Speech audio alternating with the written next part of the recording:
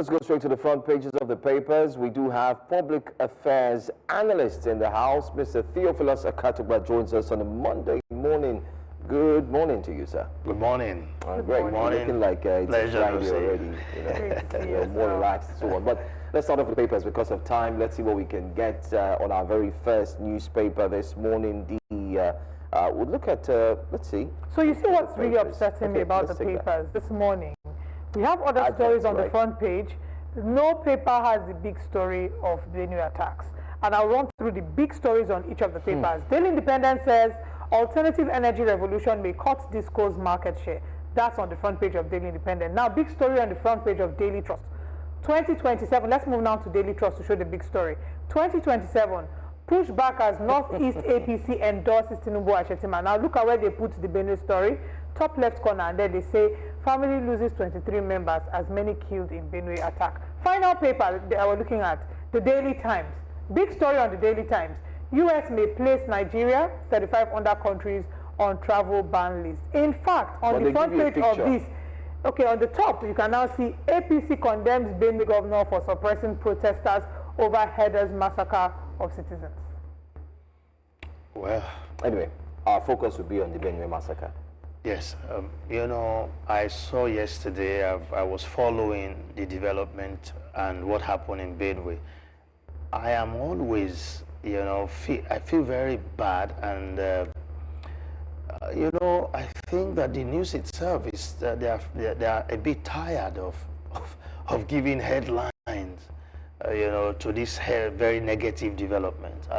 Maybe because otherwise they are looking at how, you know, they want, because I don't know why it's being downplayed, and I don't know why the governor is being blamed. I don't know what has gone, what is the structure that's put in place that the governor is not following. Is it that they have identified the crisis and they've asked the governor to take certain actions that have not been taken? Why is he seem to be, you know, on his own in the argument? Why is everyone else, the APCs, the federal government blamed him? And I saw him on TV the other day. I was not also very impressed, because he's not been able to come up with, you know, exactly what the problem is. Like I asked the last time, who are we fighting? Who are these men? Who are these headsmen?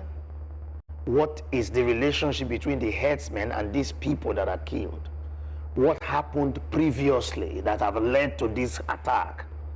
Is this attack another attack to take land, and they have killed and left? Why did they take the land? And how come they have disappeared? And everybody that you ask, they are not able to tell you. They say headsmen. Are they Nigerian headsmen? Are they headsmen from a foreign land? I don't seem to have exactly what it is. Now, I also suspect again that this is like an attack on Nigerian food, you know, sufficiency. I saw a video of a man who has the biggest storage of rice. Yes. His place was attacked and burnt. So I do not understand. What is this? The government is not able to come up with a specific explanation that this is what is happening. The federal government also have not also been able to do so. And we are just seeing food prices coming down, and we are seeing a resurgence of these attacks. And the attack is at the very heart of our food production. So I am worried about it, and I don't know how the government will want to deal with this. But for news people, downplaying it is not acceptable. It's not at all. But let's go back to the papers as well. We've discussed extensively on the Benue killings, and we hope to do more of that.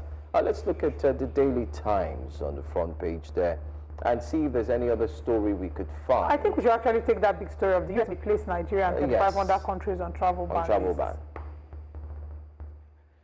You know, this is the biggest reason Nigerians played a major role in the American presidential election. For every Nigerian who supported or went against Donald Trump, it was in view of this, because majority of Nigerians have a second address. And United States, the UK, somewhere abroad is a second address. And one of the highest traveling nations on earth are Nigerians. And so when you hear things like this, it comes, you see the full page presentation is more important than Benue killing for this newspaper. Because majority of Nigerians either are in school or one relationship, the other with the US or the UK. Yeah. I didn't know this until the campaign started. And I saw that the sentiment was not about anything else, it was about the interest everybody holds. So if US is banning Nigerians from coming to the US, for me as a person, I would say we should also reciprocate that and ban the US from coming to Nigeria. Because what is it about the US that we must kill ourselves over? So if we are banned, then we ban them. So just to mention that, they say that there's a classified state document that lists 36 additional countries, including Nigeria, under review for possible full or partial travel restrictions if they don't meet benchmarks in passport security, identity verification, visa cooperation, or anti-terrorism efforts within 60 days, that is by mid-August 2025. Well, there are a lot of these things mentioned. Nigeria has been able to make improvement. In fact, passport security and a lot of things. What I'm just saying is that they are saying they are considering it. 35 countries will just be too many, except the US has completely closed its doors to tourism and every other cooperation in terms of visits with other countries. For me, I think that the US is on rampage, is fighting a lot of immigration wars. So at this time, anything should be expected. And I don't see Nigeria ultimately in that list, but it's good for the news. Anyway, let's see Daily Trust newspaper. There's a story that I want us to take a look at on Daily Trust. It says, Dangote to begin nationwide petrol diesel distribution. August 15th. That's the we spoke to Ipman spokesperson. That's the biggest news. And the Ipman spokesperson, to my take, Mr. Okalike said it's a good thing. At the same time, he's also worried.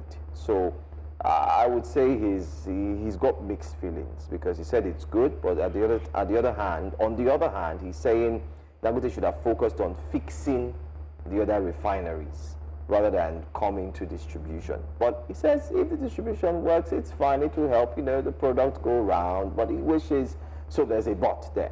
How do you feel about this? Dangote begins nationwide petrol, diesel distribution August 15.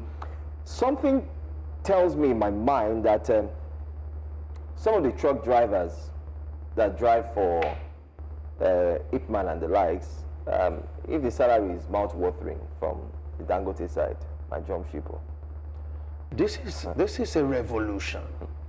This is part of the outcome of deregulation, of liberalization. This is the kind of thing that is very heartwarming. If you look at the value chain of the distribution and the cabals and the unionisms and everything they have there, what is the use of refining petroleum product that doesn't get to the people at the right price? The challenges of petrol trucking all over the country, and another big problem is that you pick 33,000 liters of petrol and you transport it with diesel that is more expensive than it, because the diesel price is higher than the petrol price. And that was another challenge. And so petroleum prices could not be uniform nationwide, and also Dangote is always being threatened by these cabals in the middle there. And so he looked at it and he decided to look at, if you own a petrol station, register with me, all you need to do is sit in your office and our products will get to you. I see a future where pipelines will also run across the country, and he will no longer use the trucks and simply pump to you. This is a beautiful development, and it must be commended. It's revolutionary, bold. Dangote did not build a refinery for you to sabotage it. There's so much going on in the system that you see, those guys whose businesses have crumbled as a result of the arrival of the Dangote Refinery, they have made sure that Nigerians do not feel, and they make sure on a daily basis that Nigerians do not feel the effect of having a refinery at home. We continue to treat Dangote as if it's an imported product. And so Dangote decided that they have unveiled 1,000 CNG trucks. They are not speaking. They have them ready. and they are going to get drivers to move this product. He's doing it with cement. He did it successfully. So that'll be more employment. More employment for people. Yeah, and then you have finer trucks, less accident, easy control, and beautiful life for those who retail petrol. We had Adekechi do join us this morning. He talked about they had expected that his focus would be more on the pipes, ensuring the pipes are in good working condition. That is going to come. That's why I said you can't do that now. You have to have that ready to go. Then you fix the pipelines that sometimes will be damaged or will be attacked. Okay. So you must have an alternative. He knows that the current practical way of moving the product that is visible and feasible is truck available. And then I use CNG, and he's going to build CNG plants as a result for others who have converted to CNG to also use. So the CNG trucks will help, to move product at a cheaper price and less, at less risk. The risk is on Dangote to get to your station. So once you load from your station, Dangote is assuming the risk till it gets to your tanks. To ask, in all of this widespread jubilation and these projections that are being made as regards Dangote's investments, what's happening to Nigeria's moribund refineries? Isn't this an indictment of some sort that we've not heard anything on the indictment of the NNPCL, the outgone boss, Milikiari, and his team, and the amount that was spent, and what Nigerians would tag a charade as regards the facilities that they said in Port Harcourt was working, and eventually we've seen it stopped. Dangote is making progress.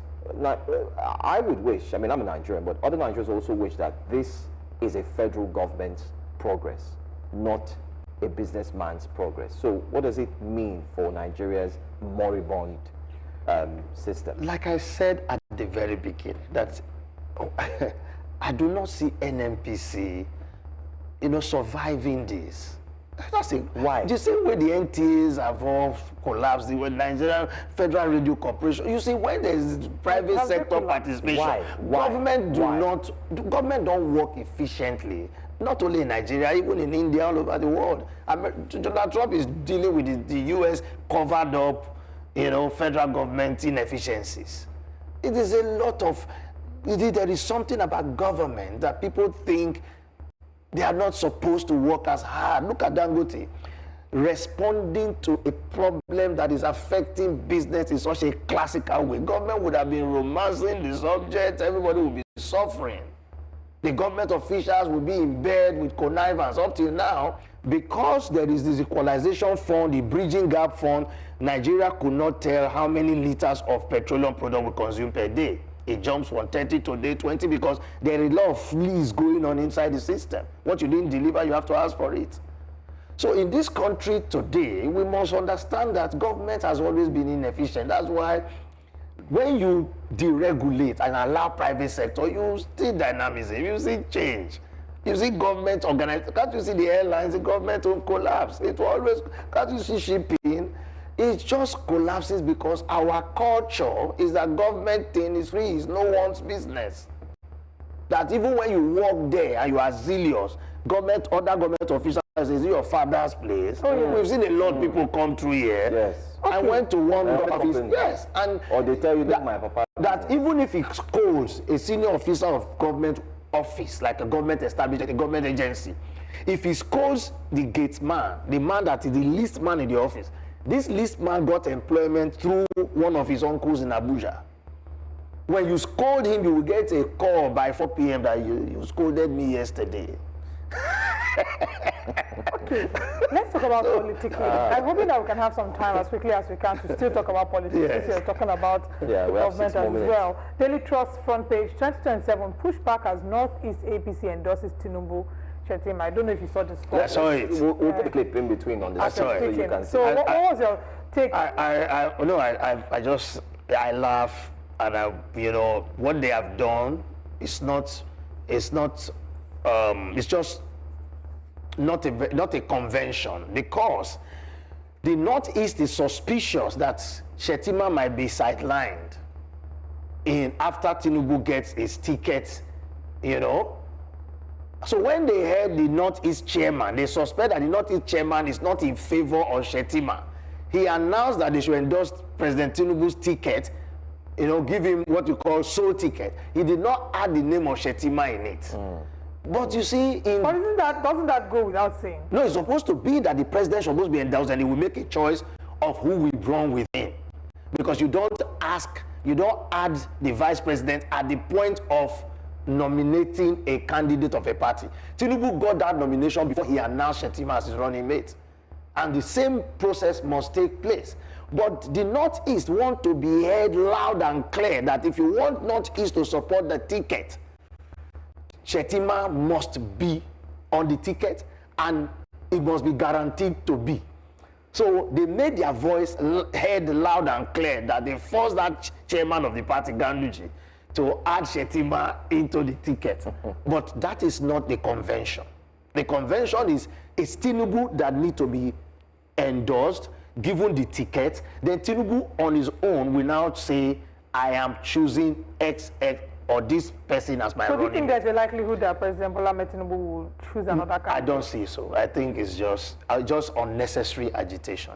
The harmony between them is clear. There's nothing. People are trying to throw dust. People are trying to throw confusion and create a problem where there is none. The Northeast got a bit agitated because they didn't understand it. Even though what they did is that they are afraid, thinking that Shettima is being marginalized on the ticket. And they want Shettima to be more prominent. And these are his supporters. Zulu had to come in there. Because if you know, Shettima is having a difficult time. Because, you know, when you are in government, they expect that a lot of policies, even though it will not affect you, they should not happen. Same way, Simbajo had problem. Simbajo was called names. It was said he was a devil. Fulani herdsmen cannot be attacking Nigeria and is a pastor in office. Exactly. So when you become vice president, that's one of the most difficult offices to hold in Nigeria. Nigeria has a challenge with the office of a vice president at all levels, even at ordinary club associations. Even in WhatsApp group. Anything. So we need to either, for me, sometimes say, why do we have it if we have not understood his role? But that's true, because sometimes you wonder what the vice president's role really is. You expect. You see, we're wondering. They say it's to deputize for the president. Because we're wondering. Something that is supposed to be clear. We ascribe all manner of titles. We call it spare tire. We derogate it when it's convenient for us. We elevate it when it's convenient. Why do you have an office that you really don't understand? Well, Theophilus Akatugba, it's always a pleasure to have you. Thanks for joining us today. Great.